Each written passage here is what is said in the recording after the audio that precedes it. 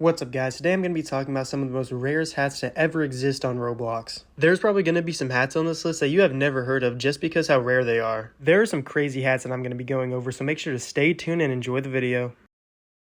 The first hat I'm going to be talking about is the Crown of the Dark Lord. This hat was created on December 8th, 2008 by Shadletsky and was given to a Roblox administrator by the name of Noob007. But even though this hat was only intended for Noob007, 3 other people obtained the hat for unknown reasons, and those people are Win, Underworld Ruler, and Alex Valentino Crown, who was later terminated for multiple reasons like scamming, account theft, and black market trading. But even though Alex Valentino Crown has been terminated for a while, you're going to be seeing him a lot on this list. And it honestly just hurts me to see how much times he's going to be in this video because there are so much rare hats on his account that are just gone forever. But anyways, the next item on this list is the Black Iron Crown of Pawnage, which was created on July 30th, 2007 by Shadletsky and was only given to 14 people for many different reasons. I'm not going to name every single person who got the hat and how they got it, but I will tell you some of the ones I found the most interesting. The first ever player to be rewarded the hat was Pokerman29 after he reached 10,000 knockouts. And another player that got the hat was MattGeekPro, and this one is pretty interesting because no one knows why this user had the hat. He wasn't an admin, he didn't report any bugs,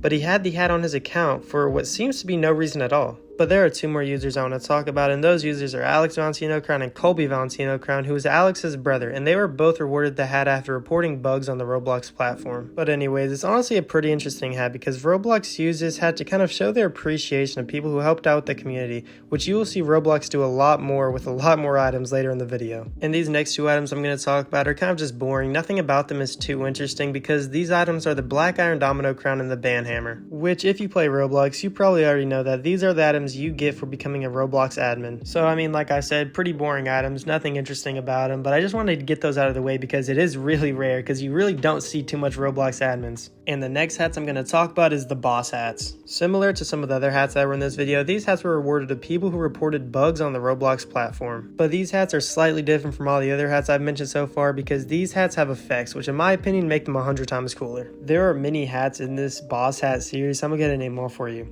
The Boss White Hat, Red Banded Boss White Hat, the Blue Banded Boss White Hat, the Purple Banded Boss White Hat, Gold Sparkle Time Banded Boss White Hat, and the Binary Banded Boss White Hat. God, that was a mouthful, but yeah, these hats were awarded to people who reported bugs on the platform, and it was kind of like a tier system. You reported one bug, you got the Boss White Hat, and then it just kept going on from there. You know, the more bugs you reported, the more hats you would get. Honestly, I think this is probably one of the coolest hat series Roblox has ever done, but let's go ahead and go on to the next item. Doombringer's Doombringer, a hat that was made for, you guessed it, Mr. Doombringer. The hat was made on October 3rd, 2008. It was supposed to be Mr. Doombringer's signature hat, but that didn't stop Roblox from giving the hat to many other Roblox admins. But among all the admins that received the hats for, being a Roblox admin, there's one person that stood out to me. Alex Valentino Crown. He got the hat for, you guessed it, reporting another bug. It really feels like Roblox was making bugs on purpose just so they could give Alex Valentino Crown all these great fucking items just for them all to be deleted because he ended up being a horrible person. But there's one more cool feature about this hat that I want to talk about. If Mr. Doombringer himself on his account joined a Roblox game wearing the hat, he would be granted B tools in any game. Obviously it only worked for Mr. Doombringer, but yeah, still a pretty cool feature. And the next hat I'm going to talk about is the Dominus Finary, which was made on April 4th, 2018 and was part of the Ready Player One event. And it was only rewarded to the person who completed the event first, and that person was a user named Roku. And winning this hat was either the best day of his life or the worst day, because after he won it, he went to Twitter to post about him winning it, and then he was getting countless death threats. He had people trying to dox him. It was honestly horrible. Like, imagine winning a Roblox hat you spent hours grinding for just to post about it on the internet and start getting death threats over it. That's just so crazy to me. So let's just go ahead and move on to the next item. The Gold Crown of Telamon. It was created for Telamon on July 31st, 2007, and as of today, Telamon is still the only person that owns this hat, thankfully. I'm kind of surprised they didn't give it to Alex Valentino Crown just for breathing. But Telamon decided to share this masterpiece of a hat to the public, so he made a separate version of the hat which is identical to the original, but he named it Golden Crown and is now a limited item anyone anyone can buy. So this is actually the first item I've mentioned in this video that you could technically still buy today. I mean, it's not the, original version that Telamon has, but it's just a re-upload. It's the same exact thing. So if you want to go LARP today, go ahead and buy it. And the next item I'm going to talk about is the bunny ears of Caprice, which was made on March 17th, 2008 by Shadletsky.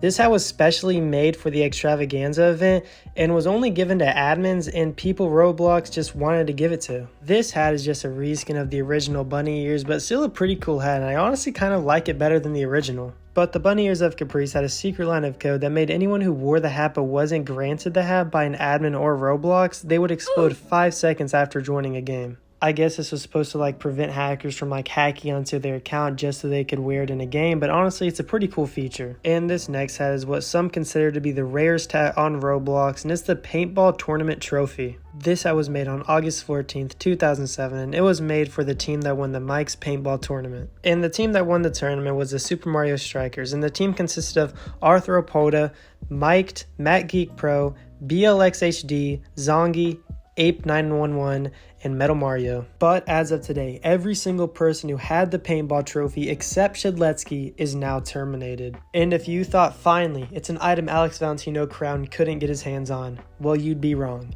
Ape911 is Alex Valentino Crown. Ape911 was a stolen account that was stolen by Alex Valentino Crown, which was one of the reasons that he was terminated, because no one knew that he stole Ape911. But don't worry, because this next item isn't owned by Alex Valentino Crown. This item isn't actually owned by anyone, not even the Roblox account, and that item is the Bright World Bandit. You could have got this hat the whole month of August in 2015 by purchasing a gift card from FYE. The item never really got redeemed because FYE isn't really a known store. There aren't many locations anywhere, and it's just, you've probably never heard of FYE till just now. I mean, personally, I never heard of the store until I started doing some research on this, and apparently they just sell some gaming stuff and clothes and stuff like that, and it's just not really a place you would go to get a Roblox gift card, and that is probably why it has never been redeemed. And that's going to wrap it up for the video. Make sure to like and subscribe. I hope you all enjoyed the video, and I'll see y'all later.